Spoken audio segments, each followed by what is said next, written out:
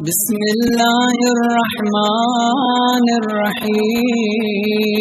عام دنوں میں جب ہم کسی جانور کا گوشت استعمال کرتے ہیں تو ہمیں معلوم ہوتا ہے کہ جانور کی کیا چیزیں کھانا ہمارے لیے جائز ہے اور کن چیزوں کا کھانا ممنوع و حرام ہے۔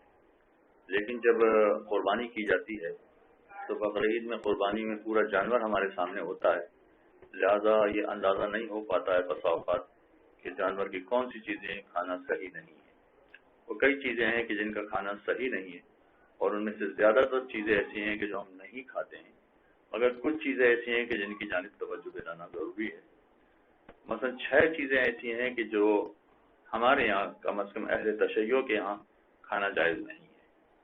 نمبر 1 تلی، نمبر 2 کپورے، نمبر 3 حرام مغز۔ حرام مغز سے میری مراد ہے کہ ریڑھ کی ہڈی کے اندر باقاعدہ ایک گودا ہوتا ہے، رگ ہوتی ہے، اس کا کھانا بھی حرام، اس کا کھانا جائز نہیں ہے، وہ حرام مغز کہلاتا ہے۔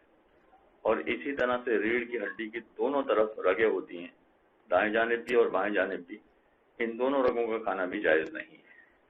اور نمبر 5 یہ کہ اگر بھیجا جانور کی سیری کو توڑا گیا ہے اور بھیجا نکالا گیا ہے تو بھیجے کے اندر چنے کے دانے کے برابر ایک چھوٹی سی چیز ہوتی ہے، اس کا بھی کھانا جائز نہیں ہے۔ یہ 5 ہو گئی۔ اور 6ٹھی چیز کا تعلق عام طور پر بکرے یا گائے جیسے جانوروں کے لیے نہیں ہے، اس کا تعلق عام طور پر مرغی کے گوشت سے ہے۔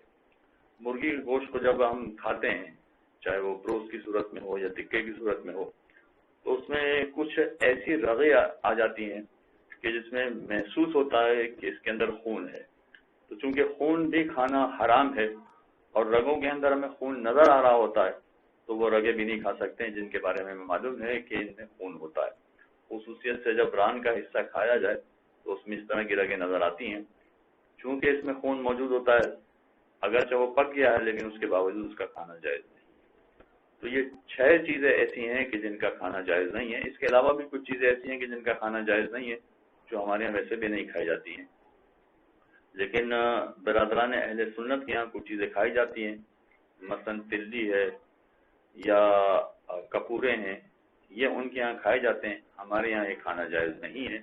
چنانچہ ان ساری چیزوں پر توجہ دینی چاہیے، اور جب ہم جانور ذبح کر رہے ہیں تو ان ساری چیزوں سے پرہیز کرنا ہم پر لازم ہے۔ ایک بات تو یہ ہو گئی، اور دوسری بات یہ کہ جانور کو ذبح کرنے کے لیے کچھ مستحبات ہیں، کچھ مکروہات ہیں۔ عام دنوں میں ہو سکتا ہے کہ قصائی حضرات اس کا خیال نہ رکھتے ہوں، مگر چونکہ عید کی قربانی ہو رہی ہے اور عید کی قربانی کے لیے جانور قربان ہو رہے ہیں، تو پھر بہتر ہے کہ جانور کو ذبح کرنے کے کچھ مستحبات کا بھی خیال رکھا جائے۔ مثلا اگر بھیڑ بکری جیسا جانور ہے تو اس کے 4 ہاتھ پیر میں سے 3 ہاتھ پیر کو باندھ دینا چاہیے اور 1 پیر کو کھلا رکھنا چاہیے، یہ مستحب ہے، اور اس کے بعد جانور کو ذبح کیا جائے۔ 4 میں سے 3 کو باندھ دیا جائے اور 1 پیر کھلا رکھا جائے، یہ مستحبات میں سے۔ جانور کو ذبح کرنے سے پہلے پانی پلایا جائے، یہ اکثر لوگ جانتے ہیں، اور اس کے بعد جانور کو اس طرح سے ذبح کیا جائے کہ اسے کم سے کم تکلیف ہو۔ کم سے کم تکلیف کا مطلب یہ ہوا کہ مثلا چھری ہماری بہت زیادہ تیز ہو تاکہ جب جانور کے گلے پر چھری چلائی جائے تو بڑی آسانی سے جانور کی گردن کٹ جائے، اور چھری چلانے میں بھی ہم بہت آہستہ چھری نہ چلائیں، اس طرح سے چھری چلائیں کہ جلدی سے جانور کی گردن کٹ جائے، اس کو کم سے کم تکلیف اور اذیت ہو۔ تو یہ 3 مستحبات ہیں۔ نمبر یہ کہ 4 ہاتھ پیر میں سے 3 کو باندھ دیا جائے، نمبر 2 یہ کہ پانی پلایا جائے، نمبر 3 یہ کہ اس کو کم سے کم اذیت دے کے کم سے کم تکلیف میں جانور کو ذبح کر دیا جائے۔ اور مکروہات میں یہ ہے کہ جانور کو کسی دوسرے اپنی ہی صنف والے جانور کے سامنے ذبح کرنا مکروہ ہے۔ یعنی فرض کریں کہ بکرا ذبح کر رہے ہیں تو اس طرح سے بکرا ذبح کیا جائے کہ دوسرا بکرا اسے دیکھ رہا ہو، یہ مکروہ ہے۔